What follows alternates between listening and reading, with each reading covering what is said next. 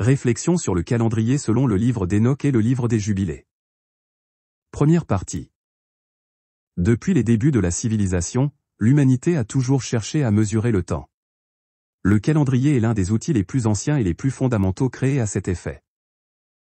Hénoch était le premier homme parmi les hommes étant né sur terre qui apprit l'écriture et la connaissance et la sagesse et qui écrit dans un livre les signes du ciel selon l'ordre de leurs mois pour que les hommes connaissent les saisons des années suivant l'ordre de partition de leurs mois.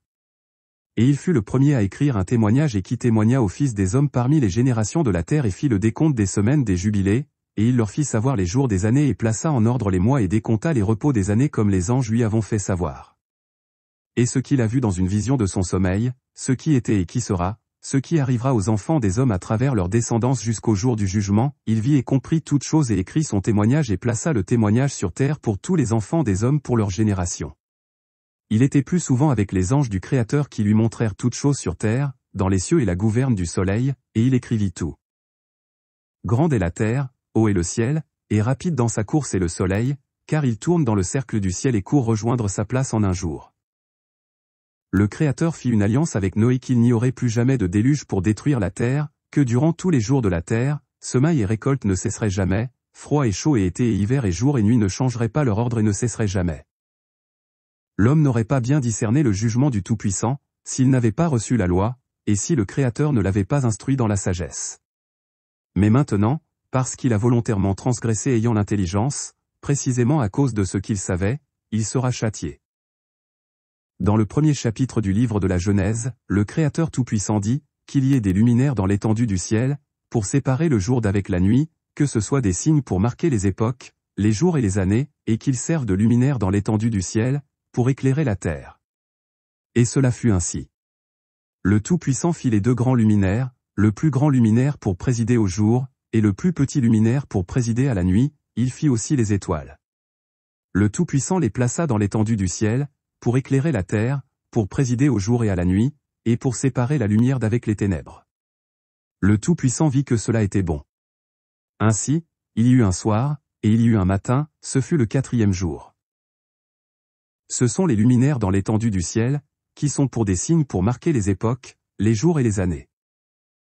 Tout d'abord on notera que dans la langue française le mot « jour » a deux significations différentes. Dans le premier sens, il correspond à une durée de 24 heures et dans le deuxième sens, il s'oppose à la nuit et correspond à l'intervalle de temps situé entre le lever et le coucher du soleil. Une question. Pourquoi la nuit et le jour furent créés? Le Créateur fit le jour pour Adam et pour ses enfants après lui, afin qu'ils travaillent et œuvrent. Et a fait la nuit afin qu'ils se reposent de leur travail, et pour que les bêtes des champs sortent nuitamment et cherchent leur nourriture. Lorsque le Très-Haut eut pris connaissance de la transgression d'Adam et Ève, il les priva de leur lumière. Toutefois, du fait de sa miséricorde, ne les a pas changés en ténèbres, mais il leur créa un corps de chair, sur lequel il a étendu une peau, afin qu'ils supportent le froid et la chaleur. Car lorsqu'Adam était dans le jardin du Créateur et lui obéissait, cette lumière brillante reposait elle aussi sur Adam. Qui plus est le Créateur avait fait Adam de lumière et désirait faire sortir de lui des enfants de lumière, et semblables à lui. Les signes, les temps, les années et les jours ont été montrés par Uriel à Hénoch, l'ange que le Tout-Puissant de gloire avait préposé pour toujours à tous les luminaires célestes, dans le ciel et dans le monde, afin que le soleil, la lune, les astres et toutes les créatures servaient tournant sur tous les chars célestes dominés à la face du ciel, devraient être visibles sur terre et étant les guides du jour et de la nuit. Les cycles naturels comme premier repère. Avant même l'invention des calendriers tels que nous les connaissons aujourd'hui, les premières civilisations ont dû s'adapter aux cycles naturels pour organiser leur vie quotidienne. Le jour et la nuit, les phases de la lune, ainsi que les saisons, étaient les premiers repères temporels utilisés par nos ancêtres. Ces cycles, observables et réguliers, constituaient une base logique pour diviser le temps. Les chasseurs-cueilleurs, par exemple, dépendaient des saisons pour suivre les migrations des animaux ou pour la cueillette de certaines plantes. Ils devaient donc avoir une compréhension, même rudimentaire, des cycles saisonniers. De même, les agriculteurs ont rapidement compris l'importance de prédire les saisons pour semer et récolter au bon moment. C'est probablement dans ce contexte qu'est née l'idée de développer un système plus structuré pour suivre le temps. Longueur des saisons. Au Moyen Âge, suivant les époques et les endroits, l'année commençait le 1er mars, le 25 mars, à Noël ou à Pâques. Pour mettre fin aux ambiguïtés, un édit de Charles IX, signé en 1564, mais qui prit effet en 1567, rendit obligatoire la date du 1er janvier. Les dates et les heures du début des saisons sont selon le calendrier grégorien. Le début du printemps correspond à l'équinoxe de printemps qui a lieu le 20 ou 21 mars. Le début de l'été correspond au solstice d'été qui a lieu le 21 juin. Le début de l'automne correspond à l'équinoxe d'automne qui a lieu le 22 ou 23 septembre. Et le début de l'hiver correspond au solstice d'hiver qui a lieu le 21 ou 22 décembre. La position de la Terre par rapport au Soleil au solstice et aux équinoxes est donnée. Ainsi le printemps dure 92 jours 20 heures, l'été 93 jours 15 heures, l'automne 89 jours 19 heures et l'hiver 89 jours. Que dit la parole du Créateur dans le livre des Jubilés et le livre d'Enoch au sujet des 4 saisons? Au 4e jour le Très-Haut créa le soleil et la lune et les étoiles et les plaça dans le firmament du ciel pour donner lumière sur la terre entière et dominer sur le jour et la nuit et séparer la lumière de la noirceur. Et le Tout-Puissant appointa le soleil pour être un grand signe sur les jours sur la terre et pour les repos et pour les mois et pour les fêtes et pour les années et pour les repos des années et pour les jubilés et pour toutes les saisons des années. Et cela divise la lumière de la noirceur pour la prospérité afin que toutes les choses qui poussent sur terre prospèrent et grandissent. Il créa ces 3 classes au 4e jour. 360 jours et 4 jours supplémentaires en rapport avec les 4 saisons. Bienheureux tous les justes qui marchent dans le sentier de la justice et ne pêchent pas comme les pécheurs dans le compte de tous leurs jours.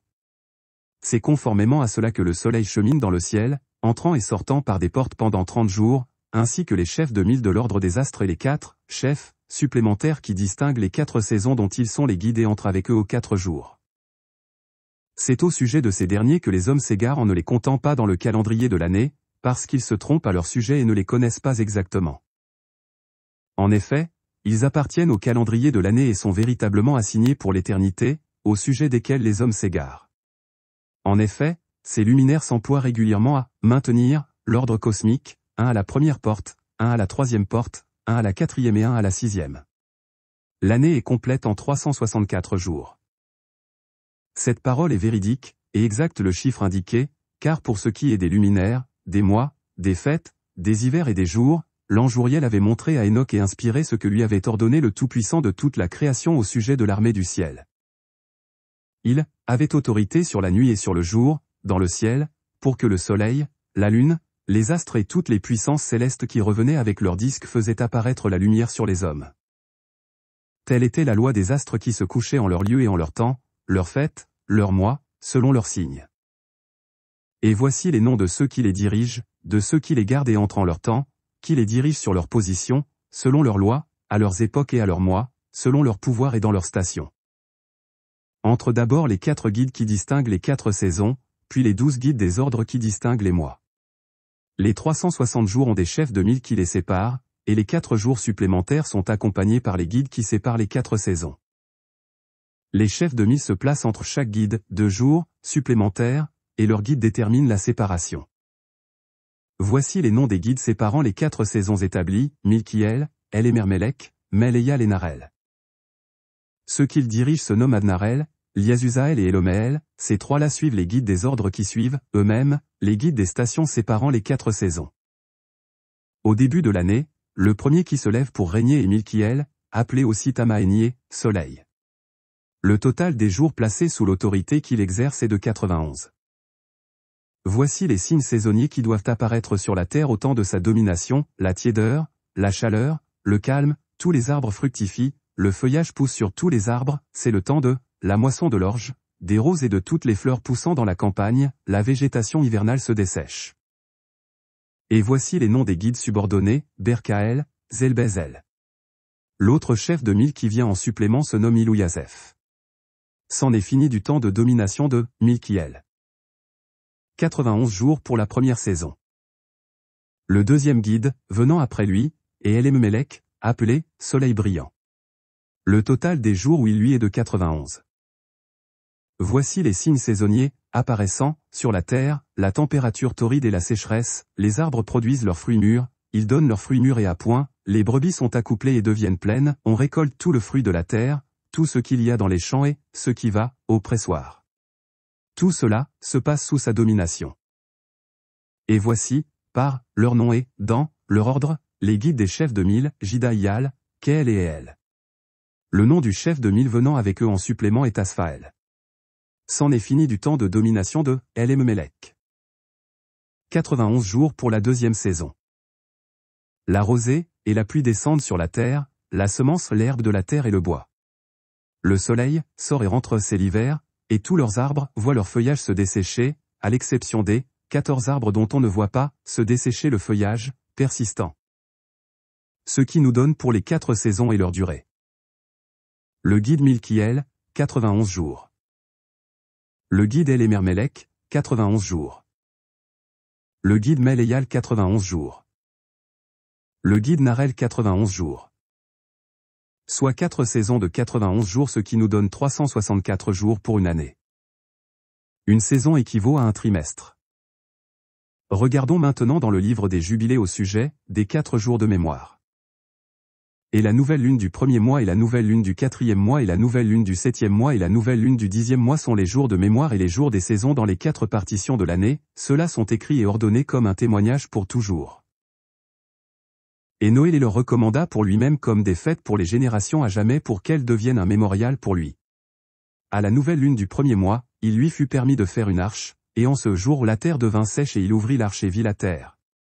À la nouvelle lune du 4e mois, les entrées des profondeurs de l'abîme au-dessous furent fermées. À la nouvelle lune du 7e mois, toutes les entrées des abîmes de la terre furent ouvertes et les eaux commencèrent à y descendre. Et à la nouvelle lune du 10e mois, les sommets des montagnes se voyaient, et Noé fut heureux. La nouvelle lune est un moment puissant, symboliquement, la nouvelle lune représente un moment de renouveau et de nouveau départ. Dans le livre d'Hénoch au chapitre 78 verset 12 il nous est dit que, le premier jour, elle est appelée « nouvelle lune », parce que ce jour-là, la lumière se lève sur la lune. Ce qui nous donne. Mémorial de Noé au sujet du déluge. Premier jour du premier mois il lui fut permis de faire une arche, et en ce jour la terre devint sèche et il ouvrit l'arche et vit la terre. Au premier jour du 4e mois, les entrées des profondeurs de l'abîme au-dessous furent fermées. Au premier jour du 7e mois, toutes les entrées des abîmes de la terre furent ouvertes et les eaux commencèrent à y descendre. Et au premier jour du 10e mois, les sommets des montagnes se voyaient, et Noé fut heureux. Une année de 364 jours. Noé les leur recommanda pour lui-même comme des fêtes en mémorial à toujours pour les générations à jamais, et elles furent ainsi ordonnées et ils les mirent sur les tablettes célestes. Chacune avait 13 semaines de l'une à l'autre et passaient leur mémorial de la 1e à la 2e et de la 2e à la 3e et de la 3e à la 4e, et tous les jours de l'ordonnance sont de 52 semaines de jours et cela constitue l'année au complet. Ceci est gravé et ordonné sur les tablettes célestes et il n'y a pas de négligence à ce commandement pour une seule année ou d'année en année.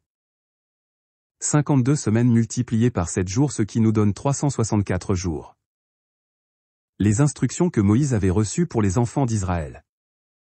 Qu'ils dussent observer les années conformément à ce décompte de 364 jours et cela constituerait une année complète et ne devrait pas décaler son temps de ses jours et de ses fêtes, car toute chose s'accorderait avec cela selon leur témoignage et ne devait négliger aucun jour, ni décaler aucune fête.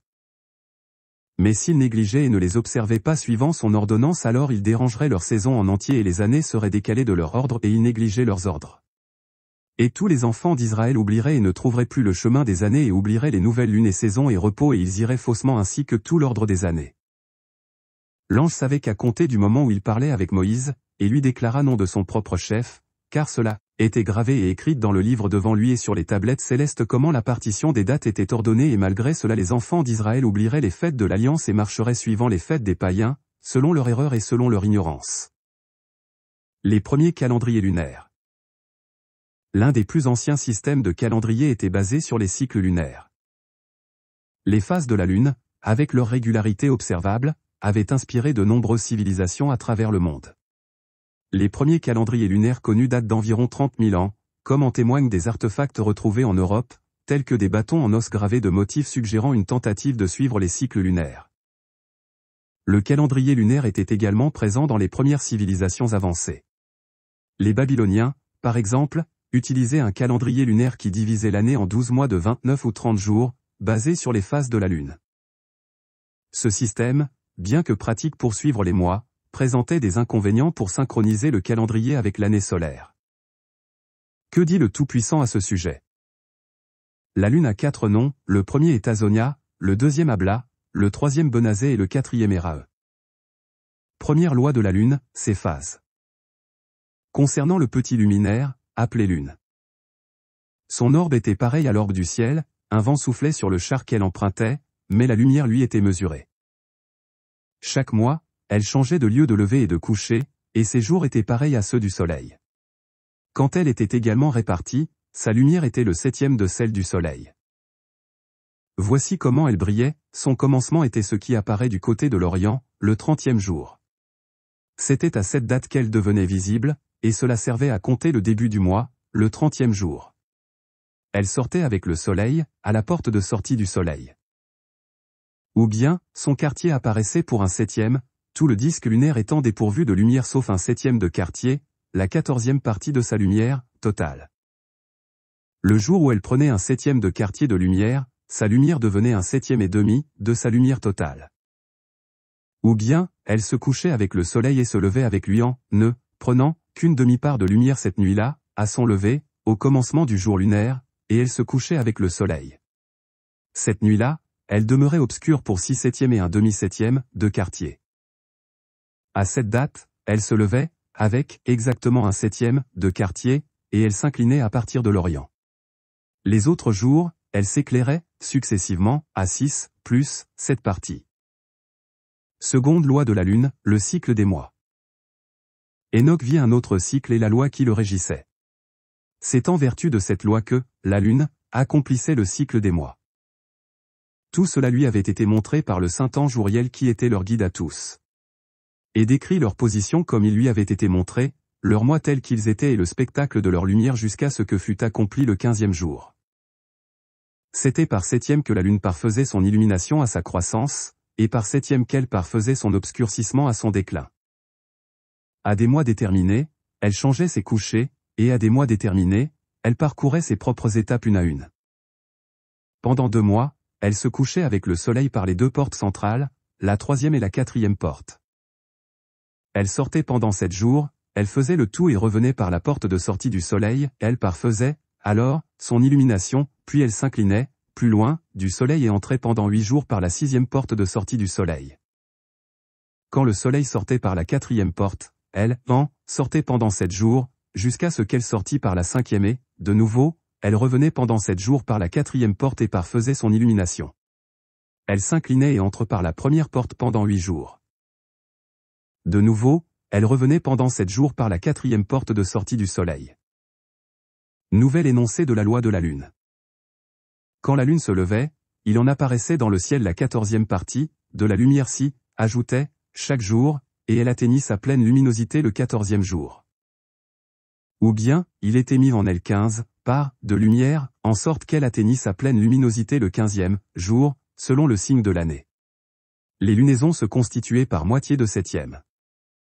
À son décroît, elle se réduisit le premier jour à 14 parties de sa lumière, le lendemain, elle se réduisit à 13 parties de lumière, le 3e jour, elle se réduisit à 12, le 4e à 11, le 5e, elle se réduisit à 10, le 6e, elle se réduisit à 9 parties, le 7e, elle se réduisit à 8 parties, le 8e, elle se réduisit à 7, le 9e, elle se réduisit à 6, le 10e, elle se réduisit à 5, le 11e, elle se réduisit à 4.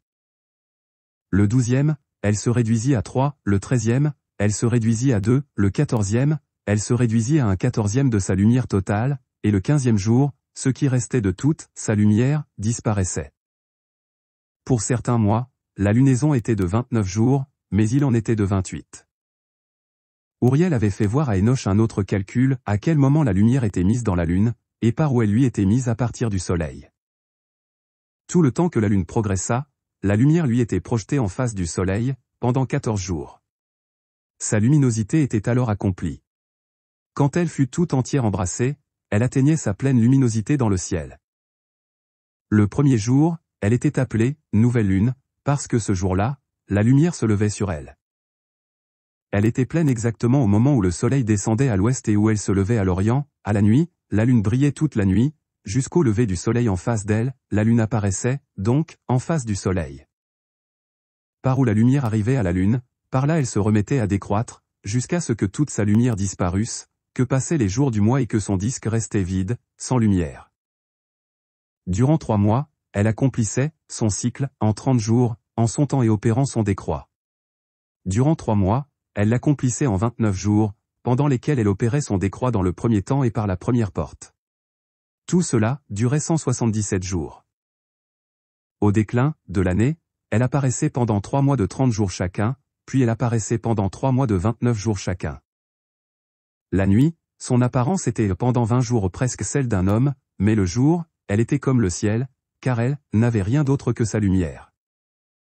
Autre décompte de la lune. Et de la lune un autre décompte. Tous ses mouvements et tous ses circuits. 12 portes vers l'Orient, en couronne, et 12 vers l'Occident, en couronne, par lesquelles se lève et sort la lune selon les temps habituels. Par la première porte de l'Orient pendant 31 jours sûrement, et par la deuxième pendant 35 jours sûrement, et par la troisième pendant 31 jours exceptionnellement. Et par la quatrième pendant 31 jours sûrement, et par la cinquième pendant 31 jours extraordinairement, et par la sixième pendant 31 jours sûrement. Par la septième pendant 31 jours sûrement, par la huitième pendant 31 jours extraordinairement, et par la neuvième pendant 31 jours exactement. Et par la dixième pendant 31 jours sûrement, par la onzième pendant 31 jours exceptionnellement, par la 12e porte pendant 22 jours sûrement.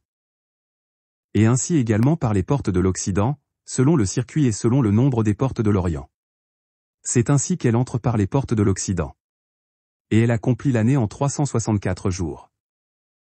Elle va dans l'année avec 4 jours exceptionnels, c'est pourquoi ils sont enlevés, à part du ciel et de l'année, et on ne les compte pas dans le nombre des jours, car ils excèdent les temps de l'année, 2 nouvelles lunes dans le sens du plein de la lune, et 2 autres dans le sens de sa diminution. Quand elle a achevé les portes de l'Occident, elle s'en retourne et va vers celle de l'Orient avec sa lumière.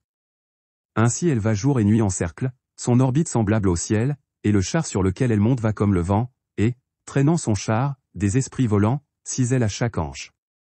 Ceci est le décompte de la lune. Comment la lune s'avance, où elle s'en va, et sous quelle forme elle se déplace. Baruch la vit à la ressemblance d'une femme assise sur un char à roues. Il y avait au-devant du char des béhufs et des agneaux, et une multitude d'anges semblables. L'année solaire et l'année lunaire. Si, on totalise, les jours de 5 années, le soleil gagne 30 jours, sur 5 années lunaires, et tous les jours, excédentaires, reviennent à chacune des 5 années, qui fait à plein 364 jours. L'excédent des jours pour le soleil et les astres atteint 6 jours, 5 ans à 6 jours font 30 jours. C'est le déficit de la lune sur le soleil et les astres. Le soleil et les astres produisent des années exactes, conformes entièrement à leur position, éternellement, sans avance ni retard d'un seul jour. Ils changent l'année avec une exactitude rigoureuse. Chaque année est de 364 jours. Soit, pour 3 ans, 1092 jours, pour 5 ans, 1820 jours, si bien que 8 ans comptent 2912 jours. Pour la lune seule, le total des jours de 3 années atteint 1062 jours, et pour 5 ans, elle perd, sur le soleil, 50 jours car on ajoute au total 1062 jours. 5 années, lunaires, font 1770 jours, si bien que 8 années lunaires comptent 2832 jours. Puisque 80 jours manquent pour 8 années, le total des jours manquants sur 8 années est de 80. L'année s'accomplit régulièrement selon l'ordre cosmique, des astres, et la position du soleil. Les astres se lèvent par les portes que, le soleil, emprunte 30 jours pour se lever et se coucher. Le Tout-Puissant avait dit au sujet des enfants d'Israël qu'ils seraient ceux qui feraient assurément des observations de la lune, comment elle influe sur les saisons et vient d'année en année 10 jours plus tôt. Pour cette raison les années tomberaient sur eux quand ils dérangeraient l'ordre et feraient du jour du témoignage un jour détestable et d'un jour de fête un jour impur et ils confondraient les jours au complet, le sacré avec l'impur et le jour impur avec le sacré, car ils iraient faussement pour les mois et les repos et les fêtes et les jubilés aussi. Tantôt elle augmentait, tantôt elle diminuait. Tout ceci avait été établi par le Tout-Puissant, qui est beau comme aucun autre. Lors de la transgression du premier Adam, elle, la lune, était apparue à Samaël lorsqu'il se servait du serpent comme une enveloppe. Et elle, la lune, ne se cacha pas, mais elle grossissait, de sorte que le Tout-Puissant fut irrité contre elle, et il l'affligea, en écourtant la durée de ses journées. Comment se fait-il qu'elle ne brille pas en permanence, mais seulement la nuit? De même que les serviteurs ne peuvent discourir à leur guise en présence d'un roi, de même la lune et les étoiles ne peuvent briller en présence du soleil, en effet, les étoiles sont invariablement en suspension, mais elles sont voilées par le soleil, et la lune, bien qu'elle demeure intacte, est soumise à la chaleur du soleil. Pour cette raison il a été ordonné à Moïse et lui a été confirmé qu'il devait l'attester aux enfants d'Israël, car après sa mort les Israélites les perturberaient au point qu'ils n'allaient pas faire l'année de 364 jours seulement. Pour cette raison il irait faussement ainsi que pour les nouvelles lunes et saisons et repos et fêtes, et ils allaient manger toutes sortes de sang. Conclusion de cette première partie. Le soleil et la lune accomplissent leur course, sans transgresser leur loi, depuis toujours. Les astres accomplissent leur course, le Créateur les appelle par leur nom, et ils lui répondent, d'éternité en éternité. Il en va de même pour l'eau, les souffles des vents, tous les esprits et leurs voix, dans toutes les compagnies d'esprits. C'est là que sont gardées la voix du tonnerre et la lueur de l'éclair. C'est là que sont gardés les réservoirs de la grêle, les réservoirs du gel, les réservoirs de la nuée, les réservoirs de la pluie et de la rosée. Tous ceux-là confessent la foi et rendent grâce devant le Tout-Puissant des esprits, ils, glorifient de toute leur force, et leur nourriture consiste en toutes sortes d'actions de grâce. Ils rendent grâce, glorifient et exaltent le nom du Tout-Puissant des esprits, pour les siècles des siècles. C'est pour eux que ce pacte a été fermement établi. Grâce à lui, ils sont maintenus, ainsi que toute leur voie, et leur course n'est pas déviée. Et maintenant, je vous dis ce mystère. Les pécheurs altèrent et réécrivent les paroles de vérité, ils en changent la plupart, ils mentent et forgent de grandioses fictions, ils rédigent des écritures en leur nom. Si seulement ils écrivaient en leur nom toutes les paroles du Créateur, fidèlement, sans les n'abolir ni les altérer, mais en rédigeant fidèlement les témoignages que leur transmet le Tout-Puissant par le biais de son peuple qu'il a choisi. La transition vers les calendriers solaires. L'Égypte ancienne et le calendrier solaire. Les anciens Égyptiens sont parmi les premiers à avoir développé les articles de papeterie et un calendrier basé principalement sur le cycle solaire. Leur calendrier, créé autour de 4000 ans avant notre ère, comportait 12 mois de 30 jours chacun, plus 5 jours supplémentaires, totalisant ainsi 365 jours par an. Ce système reflétait l'année solaire. Le calendrier égyptien était étroitement lié à l'astronomie et à l'observation du ciel. L'apparition annuelle de l'étoile Sirius avant l'aube, qui coïncidait avec la crue annuelle du Nil, marquait le début de la nouvelle année. Ce lien entre les événements astronomiques et les cycles agricoles a renforcé l'importance du calendrier pour la planification des activités agricoles et des cérémonies religieuses. Je finis cette partie par une citation du livre de Daniel au chapitre 7 verset 25, « Il prononcera des paroles contre le Très-Haut, il opprimera les saints du Très-Haut, et il espérera changer les temps et la loi, et les saints seront livrés entre ses mains pendant un temps, des temps, et la moitié d'un temps. »